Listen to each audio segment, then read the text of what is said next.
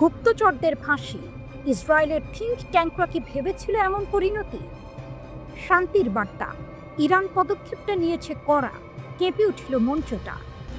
গুপ্তচরের বেশে ছায়ার খেলা, ইরান দেখালো শক্তি মেলা।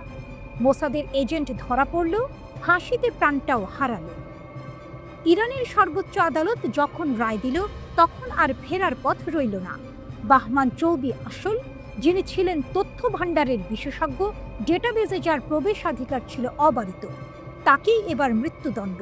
তেহরান এভাবেই গাদ্দারকে বিদায় জানালো।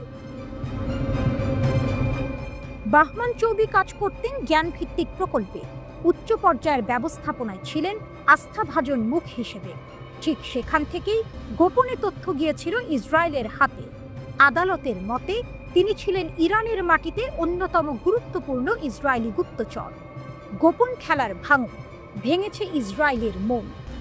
মোসাদ তার হাত ধরে ঢুকে পড়েছিল সরকারি তথ্য কেন্দ্রে, ডেটাবেজে, এমনকি ইলেকট্রনিক সরঞ্জামের আমদানির রুট খুঁজে বের করার কাজে। কিন্তু সেই গোপন খেলা বেশি দিন চলল না। ইরানের গোয়েন্দা নজরে ধরা পড়ল ষড়যন্ত্রটা, আর যখন প্রমাণ হলো অকাট্য, তখনই ফাঁসির দড়ি নেমে এলো। চৌবি আসলের মৃত্যুদণ্ড আসলে একক কোনো ঘটনার গল্প না। এই বছরের মধ্যে অন্তত 10 জন কথিত ইসরায়েলি এজেন্টকে মৃত্যুদণ্ড কার্যকর করেছে ইরান।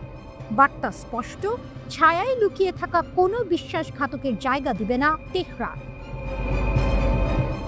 চৌবি আসল সেপ্টেম্বর মাসে ফাঁসি দেওয়া দ্বিতীয় ব্যক্তি। এর আগে বাবাক শাহবাজি নামের এক ব্যক্তি একই অভিযোগে ফাঁসির মুখোমুখি হন। তবে মানবাধিকার কর্মীরা দাবি করেছেন, শাহবাজিকে চাপ প্রয়োগ করে মিথ্যা স্বীকারোক্তি দিতে বাধ্য করা হয়েছিল। উল্লেখ্য, ইরান ও ইসরায়েলের দীর্ঘদিনের ছায়াযুদ্ধ এবং জুনের পূর্ণমাত্রায় সামরিক সংঘাতের পর ইরান মোসাদ সংশ্লিষ্টতার অভিযোগে বহু ব্যক্তিকে মৃত্যুদণ্ড দিয়েছে। তবে গল্পের এক ভয়াবহ দিকও আছে। মানবাধিকার সংগঠনগুলো বলছে, শুধু ইসরায়েলি এজেন্ট নয়, 2025 সালেই ইরানে অন্তত 1000 মানুষের ফাঁসি কার্যকর হয়েছে। জানুয়ারি থেকে সেপ্টেম্বর পর্যন্ত প্রতিদিন গড়ে 9 জনেরও বেশি। এই সংখ্যা গত বছরের 975 ছাপিয়ে গেছে। আর IHI বলছে, এটি 2008 সালের পর সর্বোচ্চ বার্ষিক রেকর্ড। কেউ বলছে এটি নির্মমতা, কেউ বলছে এটি রাষ্ট্রীয় শক্তির ঘোষণা। তেহরান বারবার দেখিয়েছে, তাদের ভেতরে যারা ঘাঁটি গেড়ে দেশকে অস্থিতিশীল করতে চায়, তাদের জন্য অপেক্ষা করছে শুধু শাস্তি। ইরান তার মাটিতে শত্রুর ছায়া থাকতে দেবে না। এক কড়া বার্তা, তেল আবিবে ধাক্কা। প্রশ্ন রয়ে যায়, এ কি ভয় দেখানো নাকি দৃঢ়তা? গুপ্তচরদের দড়ি দিয়ে শাস্তি দিয়ে ইরানকে নিশ্চিত করছে তার নিরাপত্তা।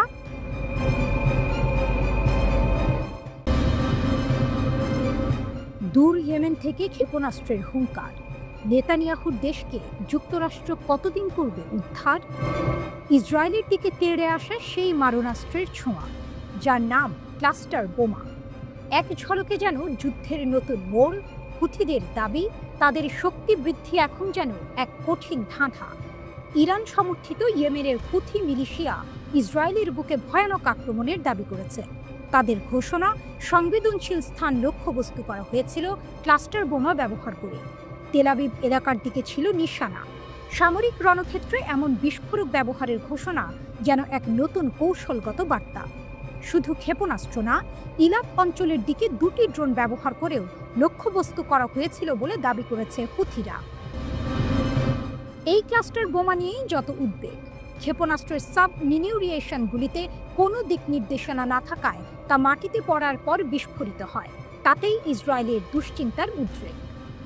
আন্তর্জাতিকভাবে বহু দেশে এই বোমা নিষিদ্ধ। হুথিদের হাতে এর ব্যবহার তাদের ক্রমবর্ধমান সামরিক সক্ষমতাকেই তুলে ধরল। তবে ইসরায়েলের সামরিক বাহিনী IDF তাদের প্রতিরক্ষা ব্যবস্থার সাফল্যের কথা জানিয়েছে। তারা বলেছে, কোনো ক্ষতি বা হতাহতের ঘটনা ছাড়াই সমস্ত ক্ষেপণাস্ত্র সফলভাবে প্রতিহত করা হয়েছে। এই দ্বিমুখী দাবির মাঝে ক্ষয়ক্ষতি নিয়ে ধোঁয়াশা তৈরি হয়েছে। এই হামলার পরই বিশ্বমঞ্চে কঠোর বার্তা দিয়েছেন ইসরায়েলের প্রধানমন্ত্রী বেনিয়ামিন নেতানিয়াহু। তার কথায়, হামাস এবং তার মিত্রদের বিরুদ্ধে ইসরায়েলের লড়াই কেবল তাদের একার নয়, বরং আধুনিক বিশ্বের উপর নেমে আসা এক অন্ধকার যুগের বিরুদ্ধে।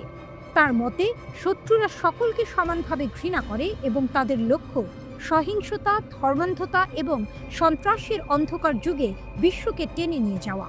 নেতানিয়াহু দাবি করেন, প্রকাশ্যে নিন্দা করলেও অনেক বিশ্ব নেতা ব্যক্তিগতভাবে ইসরায়েলকে ধন্যবাদ জানান, কারণ ইসরায়েলের দুর্দান্ত গোয়েন্দা পরিষেবা নাকি বারবার তাদের রাজধানীতে সন্ত্রাসী হামলা প্রতিহত করে অসংখ্য জীবন বাঁচিয়েছে। তিনি ৭ই অক্টোবরের হামলার সঙ্গে আমেরিকার উপর কাল্পনিক আক্রমণের তুলনা টেনে প্রশ্নে ছুড়ে দেন, যদি ৪০,০০০ আমেরিকান নিহত হতো এবং ১০,০০০ জিম্মি হতো, তবে আমেরিকা কি তাদের টিকে থাকতে দিত? তার সাফ জবাব, কখনোই না। আর ঠিক এই কারণেই ইসরায়েল গাজায় হামাসকে নির্মূল করছে। নেতানিয়াহুর কথায়, যে কোনো আত্মমর্যাদাশীল সরকার এটাই করবে। হুথিরা মূলত ইরান সমর্থিত একটি সামরিক শক্তি। তাদের হাতে অত্যাধুনিক ব্যালিস্টিক ক্ষেপণাস্ত্র ও ড্রোনের উপস্থিতি ইঙ্গিত দেয় দূরপাল্লার হামলা চালানোর ক্ষমতা তাদের আছে, যা ইসরায়েল পর্যন্ত আঘাত হানতে সক্ষম। ফিলিস্তিনিদের প্রতি সংহতি জানিয়ে গাজার যুদ্ধের প্রেক্ষাপটে এই হামলা আঞ্চলিক সংঘাতের পারদকে আরও ছড়িয়ে দিয়েছে। যুদ্ধ যেন আজ শুধু এক দেশের সীমানায় আবদ্ধ নয়, বরং এটি এক আদর্শের লড়াই, যা দূর ইয়েমেন থেকেও তার ভয়াল ছায়া ফেলছে ভূমধ্য সাগরের তীরে। হুথিদের সামরিক শক্তি আজ ইসরায়েলের এক বড় চ্যালেঞ্জ।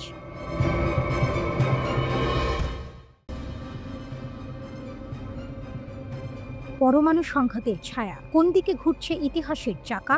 ইরানের হুমকি, পশ্চিমাদের চাপে তেহরানের হবে না কোনো দুর্গতি। যুদ্ধের সুর বাজছে কি? জাতিসংঘের নিষেধাজ্ঞা ফের কার্যকরের মুখে ইরান। এক ভয়ঙ্কর স্ন্যাপব্যাক এর তোপে কঠিন জবাব দিল তেহরান। যদি কেউ ব্যবস্থা নেয়, তবে তাদের গুরুতর প্রতিক্রিয়ার মুখে পড়তে হবে। নিষেধাজ্ঞা, কূটনীতি আর যুদ্ধের দামামার মাঝে বিশ্ব এক কঠিন সমীকরণে।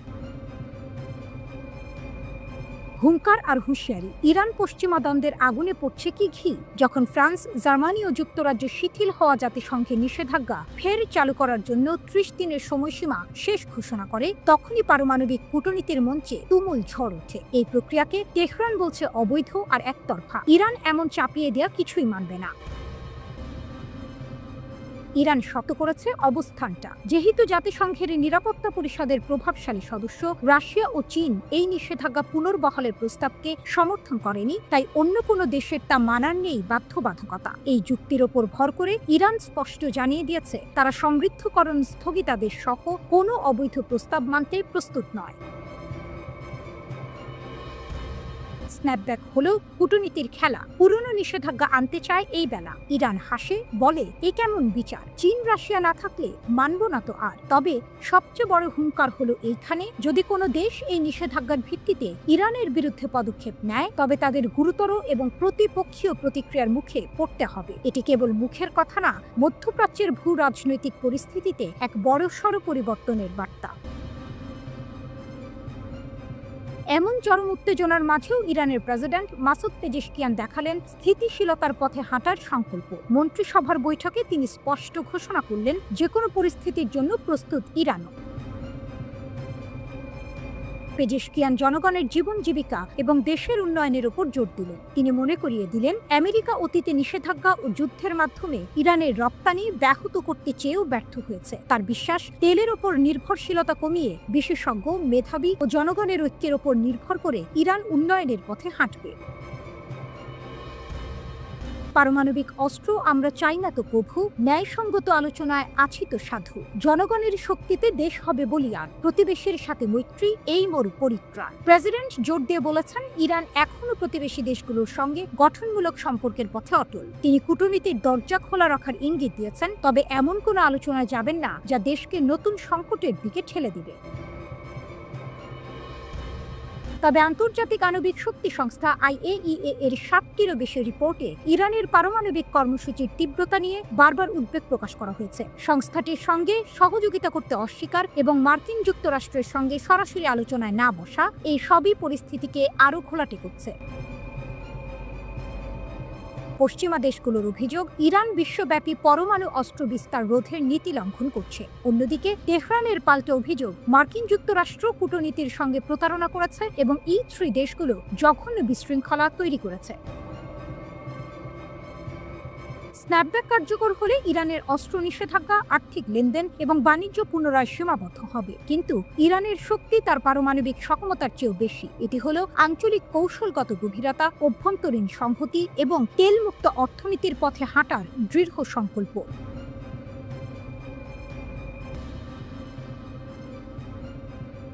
গাজার আকাশে তুর্কি ড্রোন, ভয়ে কি ভেঙে গেছে নেতানিয়াহুর মন? ভূমধ্য সাগরের নীল ঢেউ ভেঙে এগিয়ে চলছে এক বহর, ৫১টা নৌকার সফর। নাম তার গ্লোবাল সুমুদ ফ্লোটিলা। ভেতরে খাদ্য, ওষুধ, পানি, শিশুদের দুধের গুঁড়া। উদ্দেশ্য গাজার ক্ষুধার্ত মুখে ভাত পৌঁছে দেয়া। কিন্তু শুধু মানবতা নয় এই যাত্রা, এখানে মেলেছে রাজনীতির ডালপালা। ইসরায়েলকে ঠেকাতে বদ্ধপরিকর এরদোয়ান, তাতেই গাজায় সঞ্চার নতুন প্রাণ। আকাশে ভেসে উঠেছে তুর্কি ড্রোন, নাম বাইরাক্তার আকিন্সি RTB-2। ঘাঁটি, টেকির দাগ আর দালামান থেকে তারা উড়েছে, আর তাদের ছায়া ফ্লোটিলার উপর পড়েছে। একটি প্রশ্ন এখন সবার মনে, তুরস্ক কি ইসরায়েলের বিরুদ্ধে নতুন খেলা শুরু করলো? ফ্লাইট রাডার 24 এর তথ্য বলছে আকাশে টহল দিচ্ছে রিকনেসেন্স বিমান ভাটোজ 21, ভাটোজ 26 এবং TCB-816O। ইসরায়েলের দাপট এবার থামবে কি? নৌকার ভেতরে আছেন পরিবেশ কন্যা গ্রেটা থানবার্গ। তিনি ইনস্টাগ্রামে ঘোষণা করেছেন, আমাদের মিশন শান্তির, সামরিক নয়। কিন্তু শান্তির এই গান ভেসে গেল বিস্ফোরণের আওয়াজে। আয়োজকের অভিযোগ তুলেছেন ইসরায়েল ড্রোন হামলা চালিয়েছে। আগুন ধরানো বস্তু, রাসায়নিক উপকরণ, ক্ষতিগ্রস্ত পাল, আহত ক্রু, সব মিলিয়ে এক দুঃস্বপ্ন। তাদের কণ্ঠে হাহাকার, আমাদের নৌকা নয়, আমাদের বিবেক আক্রমণ করা হয়েছে। ইসরায়েল ভয় ছড়াতে চায় কারণ তারা ভয় পায় আমাদের আগমনে। জাতিসংঘের বজ্রধ্বনি, ইউরোপে দ্বিধা। জাতিসংঘ তা শুনেছে। মুখপাত্র থামিন আল খিতান বলেছেন, অবিলম্বে নিরপেক্ষ তদন্ত চাই, দায়ীদের জবাবদিহিতা করতে হবে। ইতালি পাঠিয়েছে একটি ফ্রিগেট। প্রধানমন্ত্রী জর্জিয়া মেলোনি নিন্দা করেছেন হামলার, কিন্তু ফ্লোটিলাকে বলেছেন দায়িত্বজ্ঞানহীন। স্পেন পাঠিয়েছে নৌযান। প্রধানমন্ত্রী পেড্রো সানচেজ প্রতিশ্রুতি দিয়েছেন নিজ দেশের নাগরিকদের রক্ষা করবেন। ইউরোপীয় কমিশন উচ্চারণ করেছে কঠিন বাণী, নৌ চলাচলের স্বাধীনতা বিশ্ব আইনে সুরক্ষিত। ইসরায়েলের শর্ত, তিউনিসিয়ার গ্রেপ্তার। ইসরায়েল জবাব দিয়েছে ঠান্ডা কণ্ঠে, গাজায় নয়, সাহায্য নামান আশকেলনে বা অন্য কোনো বন্দরে। এদিকে তিউনিসিয়া আগের এক ফ্লোটিলা আক্রমণের ঘটনায় একজন বিদেশি সন্দেহভাজনকে গ্রেপ্তার করেছে। তুরস্কের ছায়াশক্তি, কিন্তু নাটকের কেন্দ্রবিন্দু একটাই, তুরস্ক। বাইরাক্তার ড্রোন কোনো সাধারণ যন্ত্র নয়। আজারবাইজানের আকাশে, লিবিয়ার মরুভূমিতে, সিরিয়ার যুদ্ধক্ষেত্রে তারা প্রমাণ করেছে আধুনিক যুদ্ধ বদলাতে পারে এক ডানার ঝাপটায়। আজ সেই শক্তি গাজার আকাশে, যেন আঙ্কারা নিঃশব্দে বলছে, আমরা আছি, নজর রাখছি, প্রয়োজনে দাঁড়াবো। ফ্লোটিলা ধীরে এগোচ্ছে, কিন্তু তার প্রতিটি ঢেউ ছড়িয়ে দিচ্ছে তীব্র বার্তা। গাজার দিকে যাত্রা মানে শুধু রুটি নয়, এটি প্রতিরোধের প্রতীক। আর সেই প্রতিরোধে নতুন মাত্রা যোগ করছে তুর্কি ড্রোনের ছায়া। ভূমধ্য সাগরের নীল আকাশে এখন প্রতিধ্বনি, ড্রোনের ডানা, যুদ্ধজাহাজের গর্জন, শান্তির কণ্ঠ আর রাজনৈতিক দাবানল। গাজার আকাশ যেন এক মঞ্চ, এখানে অভিনয় করছে সবাই, ইসরায়েল, ইউরোপ, জাতিসংঘ আর তুরস্ক, আর দর্শক সারা বিশ্ব। গল্পটি এখনো অসমাপ্ত, তবে আজ যে সত্য স্পষ্ট, তুরস্কও এই খেলায় আছে। অস্ত্রের পথে বাঁধা, কূটনীতির মঞ্চে আগুন। স্পেন ও সৌদির কণ্ঠে নতুন ঝড়ে ফিলিস্তিনের বুকে আসবে তো ফাগুন। ইসরায়েলের পথে ছুটে চলা অস্ত্রবাহী জাহাজ থামালো স্পেন, বন্ধ হলো লেনদেন। আকাশে উঠতে চাওয়া যুদ্ধবাহী বিমান পেল না অনুমতি। গাজার রক্তে ভিজে থাকা ভূমি, গণহত্যার আধার ঘিরে এই সিদ্ধান্ত যেন আলো ছড়ায় অন্য দিগন্তে ফিরিয়ে। স্প্যানিশ সংবাদ মাধ্যম এল পাইস জানিয়েছে, কাডিজের রোটা ঘাঁটি আর সেভিয়ার মোরন দে লা ফ্রন্টেরা ঘাঁটি দিয়ে আর যাবে না কোনো মার্কিন জাহাজ বা বিমান, যদি তাদের মাল ভর্তি থাকে ইসরায়েলের জন্য অস্ত্র, গোলাবারুদ। এই সিদ্ধান্ত শুধু সরাসরি নয়, ঘুরপথেও জাহাজকেও করবে প্রভাবিত। সূত্র জানায়, স্পেন সাধারণত মার্কিন মালামাল তল্লাশি করে না, কিন্তু তথ্য গোপন করলে মিত্রতার আস্থা ভেঙে পড়বে। ঘন হয়ে আসছে এই আশঙ্কা। গাজার আগুনে যখন পৃথিবী নীরব, মাদ্রিদ তখন বলছে দৃঢ় ভাষায় আর না। স্পেনের প্রধানমন্ত্রী পেদ্রো সানচেজ বারবার করেছেন সমালোচনা। কবে বন্ধ হবে ইসরায়েলি হামলা? ইউরোপের বুক থেকেই উঠল এক ভিন্ন সুর। অস্ত্র নয়, মানবতাই সবার আগে, অন্ধকার হবে দূর। গাজার স্বাস্থ্য মন্ত্রণালয়ের হিসাবে নিহত এখন ৬৬,০০০ ছাড়িয়েছে।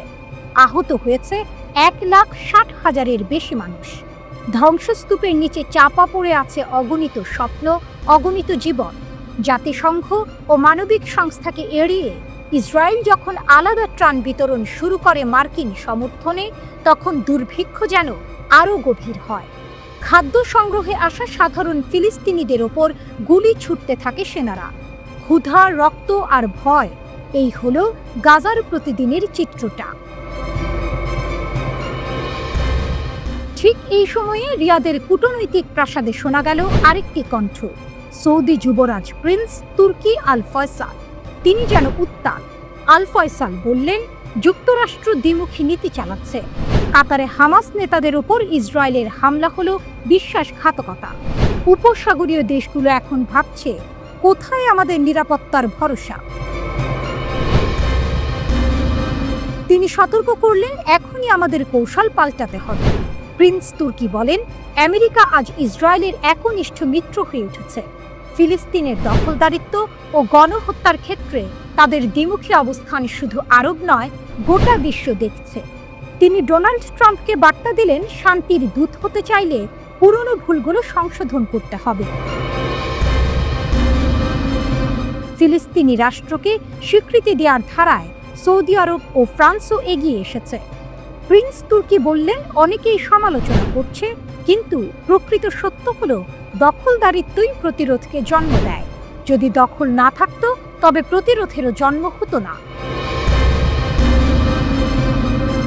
স্পেনের ঘাঁটি থেকে শুরু করে সৌদির প্রাসাদ, সবখানেই শোনা যাচ্ছে এক নতুন সুর। অস্ত্রের ট্রানজিট বন্ধ, কূটনীতির ভাষায় প্রতিবাদ। এ যেন বিশ্বকে মনে করিয়ে দিচ্ছে, গাজার রক্ত কারো চোখে জল আনে, কারো হাতে আগুন জ্বালায়। সমীকরণ বদলাচ্ছে, ইতিহাস লিখছে নতুন অধ্যায়।